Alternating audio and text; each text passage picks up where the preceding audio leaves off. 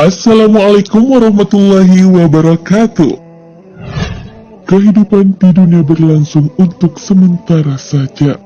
Sedangkan hidup yang kekal akan terjadi ketika kita berada di akhirat kelak. Tepatnya setelah hari kiamat. Di tempat inilah ada fase-fase yang harus terlebih dahulu dilalui. Salah satunya yaitu melewati jembatan Shiratal Mustaqim. Jembatan ini terbentang di atas neraka dan di ujungnya menuju surga dan digambarkan seperti satu helai rambut yang dibelah 7. Ada manusia yang bisa dengan cepat melewatinya dan masuk ke dalam surga. Akan tetapi ada pula yang lambat dan akhirnya terjatuh ke dalam neraka. Semua itu tergantung pada amalan yang dilakukan oleh manusia sepanjang hidupnya. Oleh karena itu, kita harus mempersiapkan diri dan bekal untuk melewati fase menentukan ini. Lantas, bekal apa yang harus kita miliki agar mudah melewati jembatan ini? Namun sebelum lanjut, mari bersama tebar syiar Islam dengan klik tombol subscribe, like, dan share untuk berbagi informasi bermanfaat. Amin ya rabbal alamin.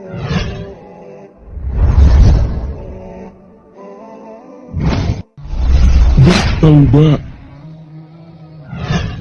Sahabat beriman, bekal pertama yang harus dilakukan oleh manusia agar dimudahkan untuk melewati jembatan Shiratal Mustaqim adalah dengan bertaubat. Tentu saja, taubat yang dilaksanakan tersebut harus taubatan nasuha, yakni taubat yang sungguh-sungguh, penuh ketulusan untuk kembali ke jalan Allah. Dengan melaksanakan taubatan nasuha ini, akan membuat seorang mukmin memperoleh kesempurnaan, sinar yang akan mengakibatkan dirinya sukses menyeberangi jembatan Shiratal Mustaqim yang mendebarkan tersebut. Allah Subhanahu wa Ta'ala berfirman, "Hai beberapa orang yang beriman, bertaubatlah pada Allah dengan taubatan nasuha, taubat yang semurni-murninya. Semoga Tuhan Anda bakal menjadikan beberapa kekeliruanmu serta memasukkan Anda di dalam surga yang mengalir di bawahnya sungai-sungai." Pada hari saat Allah tak mengejekkan Nabi serta beberapa orang yang beriman berbarengan dengan dia, tengah sirna mereka memancar di hadapan serta di samping kanan mereka, sembari mereka menyampaikan, "Ya Tuhan kami, sempurnakanlah untuk kami, serta ampunilah kami. Sebenarnya Engkau Maha Kuasa atas semua suatu hak." At-Tahrim ayat 8.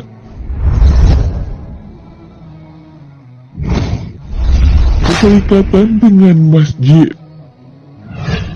Bekal selanjutnya untuk mempermudah jalan melewati jembatan Shiratal Mustaqim adalah dengan melaksanakan keinginan dari Allah Subhanahu wa Ta'ala. Keinginan tersebut yaitu mendirikan sholat 5 waktu. Salat menjadi ibadah yang dapat mencegah manusia untuk melakukan perbuatan keji dan mungkar. Ketika melewati jembatan ini, kita harus menyeimbangkan amal perbuatan selama hidup di dunia. Terlebih lagi bagi seorang muslim tetap melangkahkan kaki di tengah kegelapan untuk menegakkan perintah Allah ini. Bahkan mereka akan mendapatkan sinar yang prima di akhirat kelak untuk membantu mempermudah langkahnya melewati jembatan tersebut. Sesuai dengan sabda Rasulullah Sallallahu Alaihi Wasallam, berilah berita senang pada beberapa orang yang jalan menuju masjid-masjid dalam kegelapan dengan sinar yang prima pada hari kiamat. Hadis riwayat Ibnu Majah, nomor hadis 773.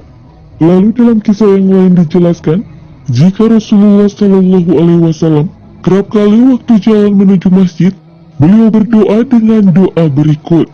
"Ya Allah, jadikanlah sinar di dalam hatiku, dalam penglihatanku, dalam pendengaranku, di samping kananku, di samping kiriku, di samping atasku, di samping bawahku, di depanku, di belakangku, serta jadikanlah saya bersinar." Hadis riwayat Bukhari, nomor hadis 5841.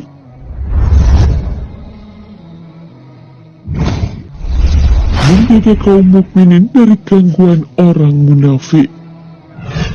Amalan selanjutnya yang ternyata juga menjadi salah satu bekal agar mempermudah langkah kaum muslim melewati jembatan Shiratal Mustaqim adalah dengan membuat perlindungan untuk sesama muslim dari kejahatan orang munafik.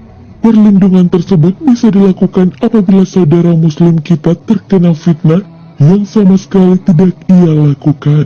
Pembelaan dan penentangan terhadap tuduhan dari kaum munafik ini dapat menjadi salah satu cara melindungi diri dari siksaan neraka jahanam di akhirat kelak. Rasulullah Shallallahu Alaihi Wasallam bersabda, siapa saja membuat perlindungan seorang mukmin dari kejahatan yang munafik, Allah bakal mengutus malaikat membuat perlindungan daging orang itu pada hari kiamat dari neraka jahanam.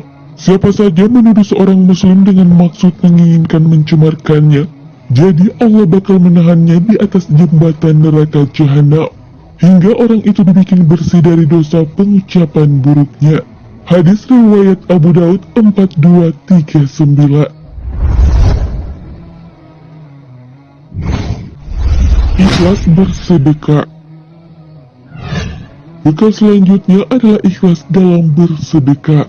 Dengan melakukan hal ini, selain akan mendapatkan pahala dari Allah, nantinya kita juga akan dimudahkan untuk melewati jembatan Syiratal Mustaqim. Oleh sebab itu, janganlah mengharap pujian dan sesama manusia ketika melakukan sedekah kepada orang lain. Berharaplah hanya kepada Allah Subhanahu wa Ta'ala. Rasulullah Shallallahu Alaihi Wasallam bersabda, barang siapa berbuat kebaikan dengan bersedekah, jadi dia diizinkan lewat akhirat dengan memperoleh panduan. Memaafkan kesalahan seorang muslim.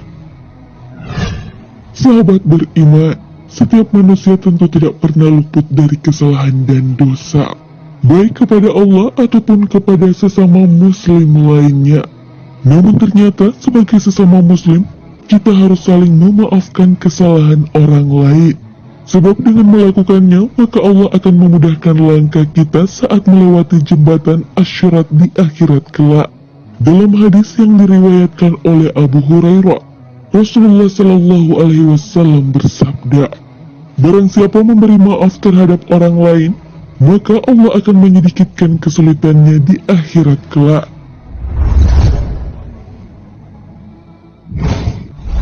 Meringankan beban orang lain.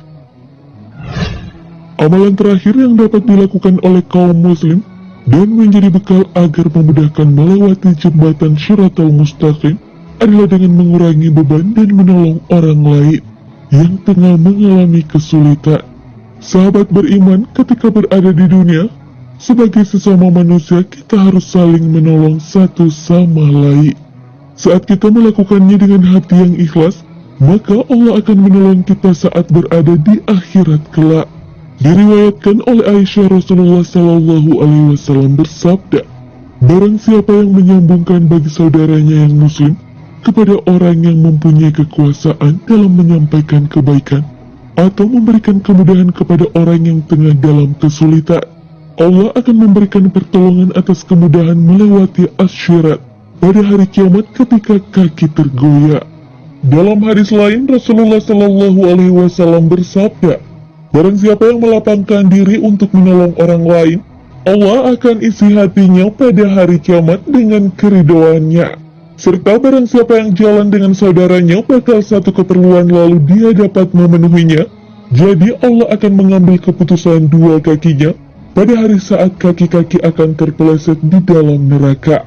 Hadis riwayat Anas.